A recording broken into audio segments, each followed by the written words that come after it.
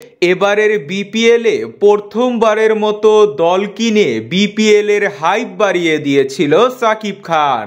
Number one Shakib Khan এবারের বিপিএলে number one দল গড়বে, এটাই সবার প্রত্যাশা ছিল। কিন্তু ঘরের মাঠে ঢাকার যা অবস্থা হয়েছে তাতে মোটেও খুশি না ঢাকার ভক্তরা। প্রথম ম্যাচে রংপুরের কাছে 40 রানে হারের পর খুলনা ও রাজশাহীর কাছে হার কোনোভাবেই মানতে পারছে না ঢাকার দর্শকেরা। এ নিয়ে টানা 3টি পরাজয়ে নড়েচড়ে বসেছে ঢাকার টিম ম্যানেজমেন্ট। ভক্তরা হতাশ, শঙ্কা জেগেছে তারা কি প্লে অফে খেলতে পারবে কিনা।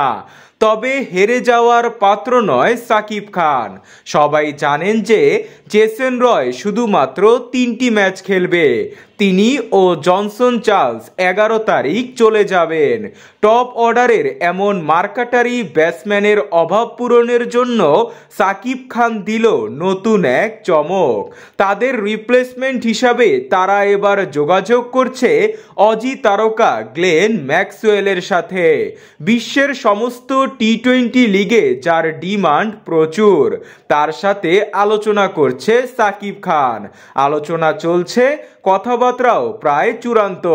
খুব বেশি হলে 3-4 ম্যাচের জন্য তিনি আসতে পারবেন, আসলেও হয়তো শেষের দিকে। তবে 5 বছর পর জেসন রয় বিপিএলে আসতে পারলে এটাও অবিশ্বাস্য কিছু নয়। এখন শুধু অফিসিয়াল ঘোষণার পালা। বিপিএল এর সমস্ত আপডেট পেতে আমাদের সাথেই থাকুন।